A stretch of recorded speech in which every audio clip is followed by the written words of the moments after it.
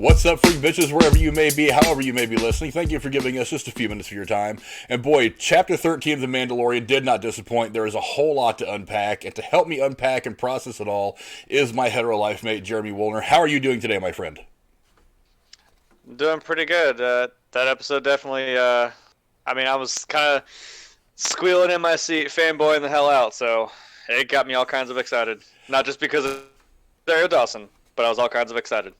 Yeah, Chapter 13 had a whole lot of moments that reference the Rebels, including the very climactic mention of Thrawn, but we'll get into that in just a second. Now, in many ways, Chapter 13 felt like a huge call-out to all those fans of the animated series that had a lot of beloved characters and storylines. The episode opened with an absolutely amazing fight sequence, one of my favorite fight sequences of anything Star Wars, as Ahsoka is rolling through this desolate forest, and she's battling this group of guards in the midst of this obviously torn up, burned out forest on the planet of Caladan. And dodging left and right through the thick air, she systematically just takes out these scout guards outside of these city walls. And then the first shot we get of Ahsoka also shows her in the cloak with a similar silhouette as to how we would last see her at the end of Rebels. But, I mean, let's talk about that initial fight sequence. How awesome was that to watch? I didn't expect them to just straight up open up. But I mean, I was not complaining. That was like, I know, because at this point, Ahsoka's definitely, if you know, you know. And I'm gonna say, hey, watch the shows to plug it a little bit. I won't ruin everything. But she's been through some shit. She knows what she's doing, and it's pretty tactful because, there's all that mist. It's kind of desolate, like you said. You can't really see, because I imagine guys can't see shit because they see her, sabers turn on. They have some idea where she's at, and then she just takes care of one, turns them off, sneaks off somewhere else, takes another one out, turns them off, goes somewhere else. I'm like, yeah, she knows what she's doing. Yeah, she is definitely one of the last remaining true Jedis. At least that's the way that it was portrayed to me in this episode. But that fight scene was just fantastic, and we get a couple of really big kind of reveals that opening scene. Number one is exactly what she's doing, and it is kind of a it seems to me like her story in this particular show picks up kind of where her story ends off at Rebels, which is why you have that first visual of her kind of the way we last saw her in Rebels. Now, again, I did not watch a whole lot of Rebels. I had to do some research into this, but it is very reminiscent of what it is. And she ends up coming across this magistrate, Morgan Elsbeth, who is played by Dana Lee Inosanto, and her hired gun, Lang, who is played by the epic actor Michael Biehn at her side, and she's there for some kind of information. Now, she can't attack head on because this magistrate has the entire town under her control. She's definitely a dictator or whatever of this town, and she's using citizens as hostage and prisoners to kind of keep Ahsoka at bay. But you get this kind of taste of exactly what's going on between Ahsoka and this group of people right off the jump, and I thought that was fantastic. And of course we get to see Michael Biehn, who I'll talk about a little bit later on in the video. But as soon as I found out that he was being cast in this season, I was like, holy shit, Michael Biehn. But when Mando finally lands on Corvus and arrives at Caladan, he's looking for this Jedi to drop the child off with, and he is immediately chosen by the magistrate once he comes across this town to kill Ahsoka, because she recognizes him as a Mandalorian. She knows that the Mandalorian and the Jedi have had epic feuds in the past, so she just assumes that this Jedi, because of this ancient history, is going to be okay to go kill Ahsoka and kind of take care of this problem for her. But obviously we know that he's there to deliver this child to Ahsoka, so he basically just says, okay, sure, I'll go find this person, whatever. It doesn't really commit to this mission, but he says, whatever, I'm going to go find her anyway, so I'm going to get some information as to what's going on. Now, when he finds Ahsoka, that little mini battle they have was another just really, really awesome thing to see. I did not realize until watching their first interaction that the Beskar armor that he wears is actually not something that can be cut very easily by a lightsaber, because I've always seen lightsabers go through pretty much anything. But when she starts swinging the lightsabers at him, he basically just kind of whacks it away with his forearms, and she can't really make a dent. But yeah, that little fight sequence right there was fun too. It was actually very reminiscent of some of the fight sequences from some of the original trilogy and stuff like that. I thought it was really great to watch. But we also get a chance to see their first interaction and the conversation they had, and obviously he gives her this information about the child, about Baby Yoda, and she starts testing him for his Force ability. And some rather interesting things happen. One of which is that Baby Yoda actually gets a name. And the name, and I've been forgetting to put pictures up here, but so we saw her already in the thing, and then of course here's their first interaction that you see, and this is at this point where the fight is stopped. That's actually one of my favorite visuals, is that moment where the Mandalorian gets her to stop, and they're just kind of like in the middle of this woods, and they're faced off. It's just an amazing image. Now, what we end up seeing after that is she has to sit down and communicate with this kid. And we end up finding out, of course, that Baby Yoda has a name, and his name is Grogu. What do you think of the name Grogu for Baby Yoda? Whatever floats his boat, I guess. And the cool thing is, at least, I don't know if if it's when she said his name, but she said him and the Mandalorian have this, like, or he kind of have this little kinship going on. Every time he said his name, he would like look up at him, like he recognized that. It's something he knew that they connected over. Every time he just said his name, he would look right at him. So it's kind of cool that at least now, I mean, through whatever Force meditating or whatever Ahsoka did with him, I mean, now we know his name. At least we have some sort of foothold here. We can kind of, I guess, maybe break this little mold that he's been in, because she said, like, yeah, he's just been hiding his power, which I guess is what's kept him alive. Kind of like what Luke did. He kind of cut himself off from the Force, so that no one would be able to find him. It's kind of the same. You can do that, and then as you either lose your Force ability, or, I mean, it might be difficult, but you could probably get yourself more in tune with it again. Yeah, I thought it was very interesting, because she ends up kind of making the decision that, at least initially anyway, making the decision that Yoda made when he first looked at Luke in Dagobah. I cannot train this person for all kinds of reasons. And she says a couple of things that are kind of interesting on here. She says that she can't train this person because she feels the fear, and I've seen what happens when you see that in someone who's a very skilled Jedi or Jedi Master. Obviously referencing Anakin, because Anakin at one point was her Jedi Master. She was his Padawan at one point. So it is kind of a nice little, it is kind of a big connective tissue to the Star Wars world that we all know.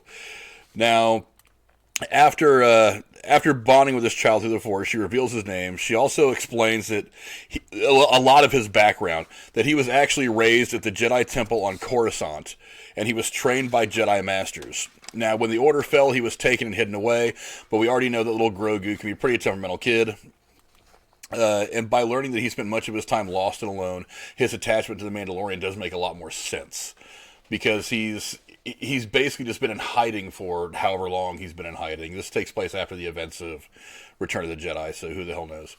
But, it's interesting that, all the stuff that just came out about that, he's got a history. And it did leave me with a question that I'll get to here in just a minute. But while testing the kid's abilities, we come away with something that is kind of important. Ahsoka states very clearly what we already know. Grogu is very attached to Mandalorian, so attached that Ahsoka refused to train him. Now, where does this attachment stem from? Well, a lot of it stems from the fact that Din Djarin, who is the Mandalorian, has kind of been his protector throughout the course of this entire show. So that makes a lot of sense.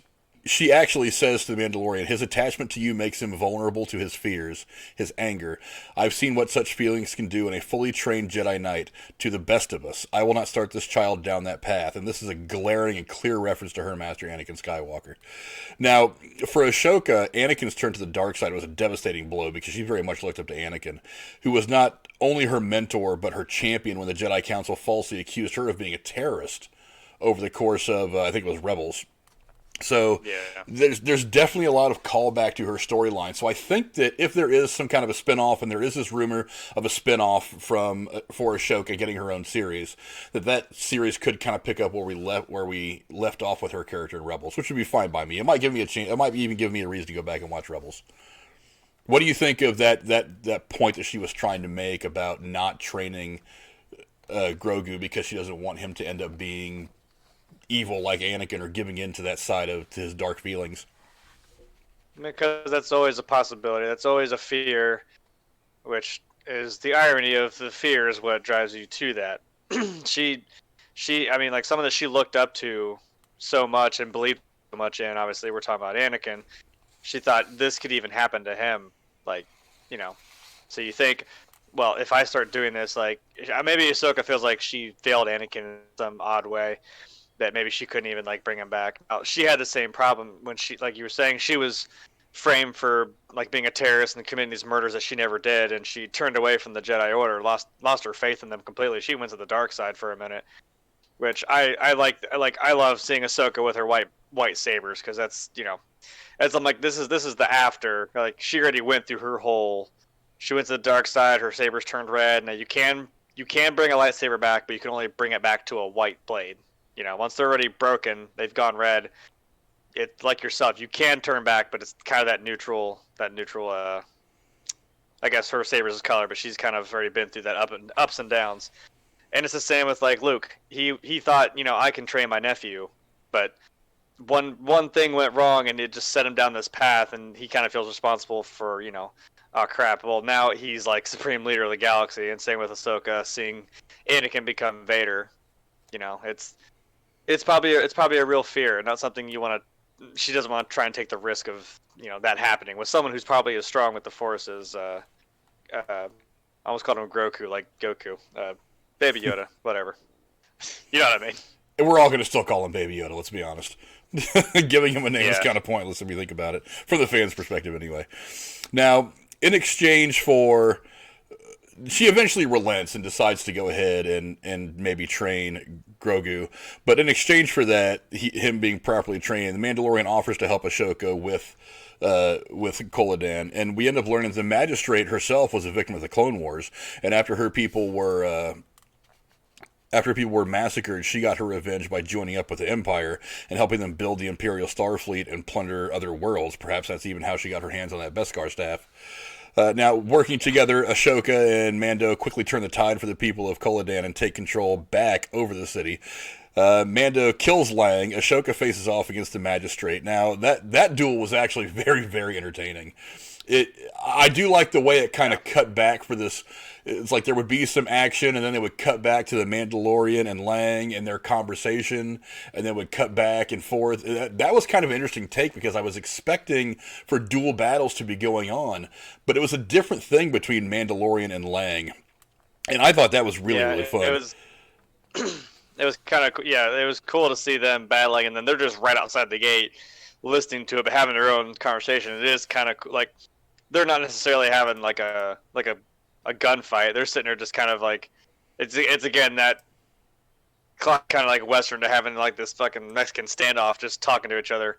And it seemed like Lance was even kind of telling him like, this isn't really, I guess he's trying to say this isn't really our thing, right?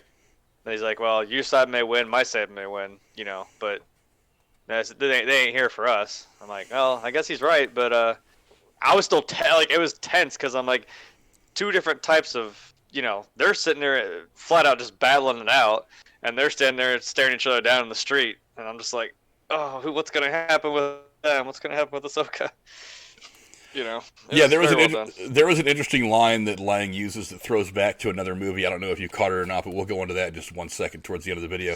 But when Ahsoka does face off against the Magistrate, once she does remove the staff from her grip and ends up getting the best of her, they have this small conversation. We find out that Ahsoka is in fact searching for Grand Admiral Thrawn.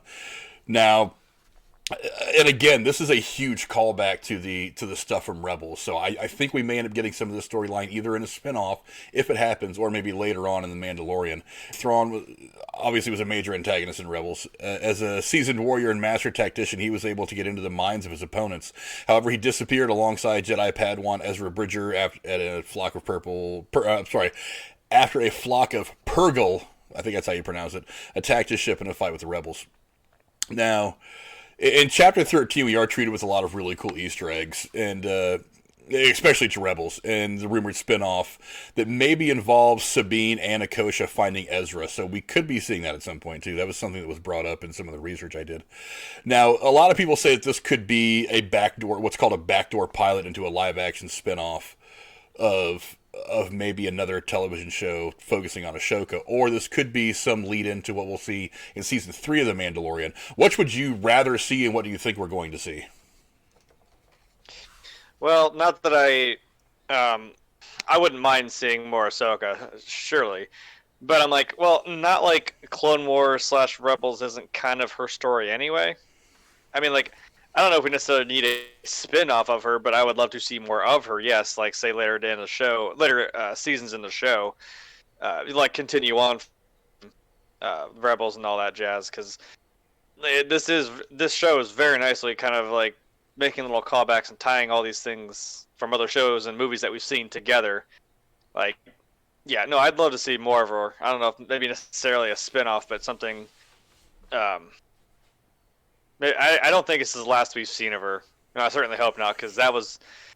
I'm gonna sit here and just keep jerking Rosario Dawson off. That was one of the coolest things I've ever seen, and one of the coolest portrayals, Ahsoka Tano I've seen. Yeah, this whole thing by far was probably the best episode of The Mandalorian yet. Yeah. It was there was just so much in this. Not only was there a lot of background finally given to the child, there was this introduction of a very popular character. There was just so much in this, and then of course you had a lot of great cameos from people like Michael Biehn. Now, And go ahead.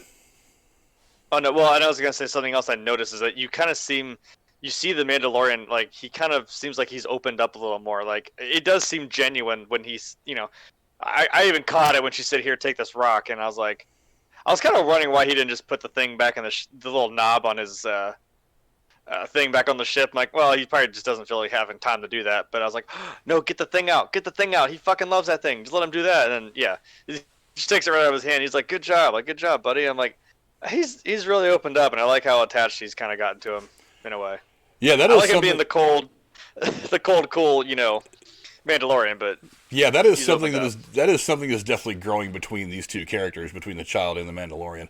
But after all was said and done, one of the things that I was talking about in the last video that has kind of happened over and over and over again every episode is that somebody says, "I'll do this if," and then there's always some next step you got to take. So after saying his tearful goodbye to the child, which was actually a very nice scene. And I'm on the wrong picture. There we go. When he goes to, because the child he's got hidden in the Razor Crest as they're doing the final battle thing. Ashoka comes to Mandalorian at the Razor Crest, and she still refuses to train the child. Instead, she gives Mando the next best thing. She sends him to Tython, where he'll be able to sit the child on the Seeing Stone, and there he will be able to reach out through the Force, and other Jedi might sense him and come to find him. But she does say something immediately thereafter that is interesting. There aren't many Jedi left at this point, because remember, this takes place after the events of Return of the Jedi. So even though the Empire has been destroyed, the Jedi themselves are still a very broken organization. There's not a whole lot left because Order 66 had already happened. A lot of Jedi Knights had been killed. So who the hell knows what condition the Jedi are actually in at this point? So who is actually going to be out there to sense him? Get a cameo from Mark Hamill. I don't care. That's always a possibility. I've heard that theory's been floated around somewhere that Mark Hamill may come into this at some point, but they would have to de-age him. I don't know. I personally don't want that to happen. I don't want to shrink the universe. I want the universe to expand and include different characters, but whatever. They're going to do what they do. I'm sure it's going to be awesome. But in both the Legends and the current canon, Tython is the location of one of the earliest Jedi temples. So this could be something pretty big moving forward, especially now that the Jedi have officially been introduced into the series. So, I mean, are we looking at more lightsaber battles in the future? Is Ashoka going to be the main Jedi we focus on? Or are we going to start seeing some other Jedi pop in? What do you think? I wouldn't, since they are kind of few and far between, and he's already, I guess, he's kind of cool with Ahsoka now, I guess. Again, like I said, I would not mind seeing more of her because she's a pretty interesting character. But I mean, hey, if we have some other Jedi we introduce that maybe we've never seen before, or like I said, I don't know if Mark Hamill wants to do it, but just maybe like, hey, Luke Skywalker, this legendary Jedi, just kind of maybe he caught on to it, because I'm kind of wondering where this child stands in the canon of Star Wars, because I'm kind of like, okay, yeah, but then like where? I know we're assuming he's, toned down his ability with the Force to keep hidden, but I'm like, yeah, but where is this gonna suddenly lie? Because you start throwing your canon off a little bit when you introduce something like this. So I'm like, what's this gonna end up with? Yeah, let's talk about how good Michael Biehn was. God, he was just fantastic. Yeah. I, I kept looking. I'm like, wait. I had to actually think. I'm like, wait. I've seen that guy before. I looked at him like, oh, right. And I'm like, okay, yeah, no, he's a pretty badass guy. Maybe the lighting was off, but when you first see him, I didn't realize it was him. I just thought it was some gruff Yeah, looking guy. I didn't, because usually he's got a unique enough voice to where usually when he speaks, I know that's Michael Bihn's voice. But for some reason, his yeah, voice didn't get me at first until I went. Until the next scene, I was like, "Holy shit, that's Michael Biehn!" I knew that he had been cast at some point in the season, but I didn't know when we were actually going to see him. But when him and Mandalorian have their little showdown towards the as the final battle, this conversation they're having, he does say something that is an interesting throwback to, of all movies, Tombstone. He does say at one point in Tombstone, "Fight ain't with you, Holiday," right before him and Holiday have their big showdown, and he ends up taking one to the dome. He actually says, "I have no quarrel with you, Mandalorian," and that line in this context is very much a throwback to that line in Tombstone, which I thought was fantastic. I didn't know if you caught that, but yeah, I definitely caught that the first time I watched it. I was kind of like, yeah, we're doing that because I'm like, again, they are sitting there having like this little Mexican standoff in the fucking street, and like there's shots of like you see Mando, he's got his hand, he's ready with his fucking gun, and they're standing there just kind of eyeballing each other. It's kind of tense. I was like, yeah, we could definitely got some, Western, it's a space Western now, vibes going on. And I love it. I don't get tired of that shit. I don't care if you got blasters or, cult peacemakers. It's still pretty sweet. It's still pretty cool to see that showdown between two gunslingers, whether it's a time far, far away in a galaxy far, far away, or the Old West or whatever. Just get two guys just like this, and it's going to be an epic showdown. One thing I don't know why I noticed, it's not stupid, but I notice things like this, and I will praise, I guess they're probably stunt guys or extras, but I was watching all those guards, I was watching him, and I'm like, they had hella good trigger discipline. I don't know why I noticed that, but they did. Because I just I get bugged, I'm like, yeah, you can't, I know, I'm not even going to go political. I'm just like, I just noticed that they did, because now a lot of movies or shows, whatever, their fingers are right on the trigger, and I'm like, whatever, but it kind of bugs me. But all those guards, even Michael Biehn, I was like, yeah, good job. You guys were up, and then when you went down to shoot, boom, I just thought that was interesting. Yeah, I'm actually really, really disappointed that because of, obviously he makes a move on the Mandalorian at the end, and the Mandalorian ends up, with the quicker draw and ends up taking him out. But I'm really disappointed that we're not going to have a chance to see him, at least that we know of. I mean, we all know that people have a way of coming back from the dead when you start looking at stories like this, whether it be this or Marvel Cinematic Fake Death Universe or whatever. But him taking a shot to the chest of the Mandalorian probably means we're not going to see him again. That's disappointing, because I think Michael Biehn is exactly the kind of guy who could play a season arc as kind of the primary antagonist. Like, maybe you introduce him in a position like this, and then maybe he's pissed off the Mandalorian. I'm sorry, I'm trying to write Disney's next season for them, but maybe he ends up pissed off the Mandalorian and ends up coming back for some vengeance, and it's kind of he can have his own season arc as the main bad guy. I think that would have been awesome, because Michael Biehn is just a great guy to have around. You never know. I mean, shot to the chest, I don't know. He had some armor on too, not like Beskar armor, but I don't know. Maybe you never really know. We didn't really just see him die. I mean, I know he wasn't moving, but we'll see. We'll see. Knows? But yeah, the other big thing that happened is the mention of Grand Admiral Thrawn. I mean, that's not a small name to drop. That is a huge name in Star Wars canon to just throw out there. So the question is he someone do we see in a potential spinoff, or is he someone who could end up being one of the main antagonists moving forward, either later this season or in season 3? What do you think? Yeah, I was thinking, because we still have Moff Gideon to deal with, but also I'm like, maybe he could be another big bad like this. That could be, I mean, that could be a sweet setup. And like I said, I don't think that's the last we'll see of Ahsoka, because she's kind of like, that's what she's trying to find out, is like, where did this guy go? So maybe that'll be some bigger storyline. Because I mean, we did what we were setting out to do, right? We found a Jedi. I mean, I know he's taken him to the Jedi Temple, but like, that kind of seemed like it was a big story point. So maybe there's more with that. I want to see it. Yeah, there probably is, because this, as I watched it again last night, and I was thinking to myself towards the end, who is the one who took Grogu from the Jedi Temple and hid him? Because that ended up becoming a significant part of Rey's story in the newer trilogy, as far as who hid her. So the question is who took Grogu from the Jedi Temple as the shit was going down there? Could that end up being something that is a potential storyline in and of itself? I mean, was it Luke? Was it Was it somebody else? I mean, was it Leia? Was it anybody? I mean, was it somebody we don't even know of yet? Was it somebody who right now is just a character that exists kind of off in the Star Wars ethos? That's something that's going to be very interesting too. What do you think? What are some of the possibilities of the people who may have taken Grogu away? I was just thinking because I mean, he said during the Clone Wars, right? Or maybe even after, like the Jedi Purge, he got taken out of the temple on Coruscant. I don't know why I maybe think when they were splitting up Luke and Leia, I mean, did maybe Yoda go back? Because maybe he was one of his younglings. Because the only one we've seen, like Ahsoka says, is I've only seen one other like him, which was Jedi Master Yoda. I don't know if maybe they went back and tried to clear out, excuse me, some of the younglings that Anakin didn't totally just murder. I don't know. Well, I'm assuming there were multiple Jedi temples where they did some training, so maybe they all weren't on Coruscant. I don't know, but I would imagine that if they were going to try to take out the Jedi en masse, that they would probably have some way of doing it at all the known Jedi temples. But there are, but to your point as to how many people there are like Yoda, there's actually been 3 of his species across the film canon anyway. There has been Yoda, who we all know. There was someone named Yaddle, who was a kind of a background character in Episode 1, and now of course we have the third in Grogu, and here in The Mandalorian.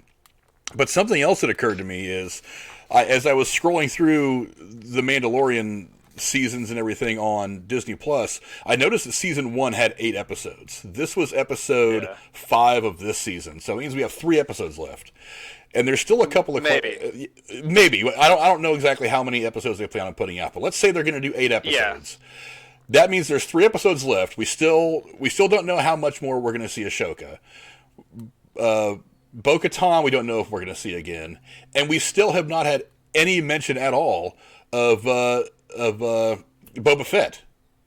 We saw him once in episode 1, and there's been no reference to him at all since. So we don't know if he's going to be something that comes up like at the very end of the season, or if it's something that's going to be a part of like a cliffhanger that leads us into season 3 at the very end of this season. We still don't have any answers for that either. Yeah. And I'd like to think, because I know a lot of times the first seasons of shows are usually shorter, right? There's maybe like 6 to 8 episodes on one, and then when the shows take off, they get picked up, they usually pump out like, I don't know, 14, 15 episodes, whatever they're going to do. So maybe this will be a little bit longer, and we'll get more of this to maybe tie those things up. Because there are, like you're saying, there are a lot of loose ends, a lot of storylines here that we're setting up and cliffhangering that I know we want to see. They've got a lot of we got a lot of potential stories here that they're going to come out of this show that, there's room for them, I hope. Yeah, one of the things I noticed is right as the episode was ending and the Razor Crest is starting to fly away, the look on Ashoka's face, it's kind of like she knows something that nobody else knows, or at least that we don't know yet. Now, am I reading too much into it, or is that something that tends to happen a lot in shows like this with characters like her?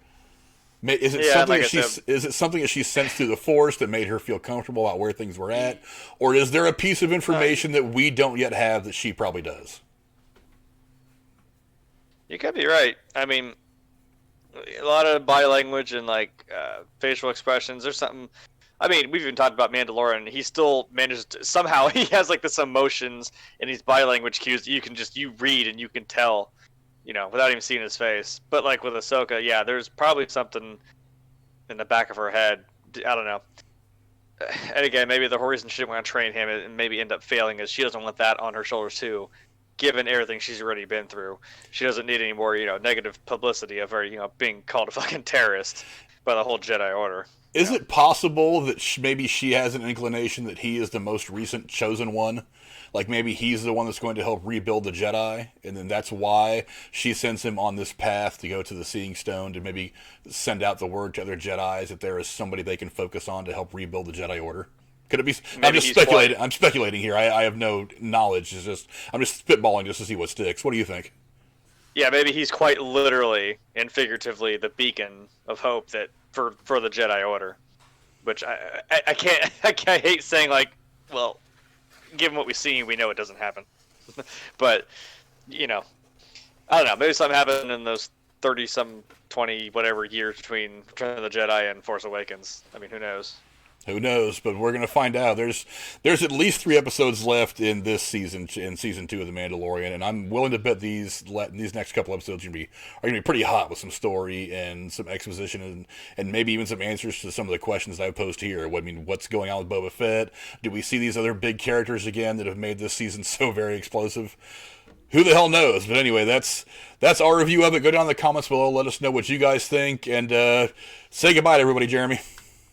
Goodbye to everybody, Jeremy. Goodbye to everybody. Like I said, don't forget to go in the comments below. Let us know what you guys think, and look forward next week to our episode review of Season 14, whatever they end up calling it. And we'll see you then. Thank you.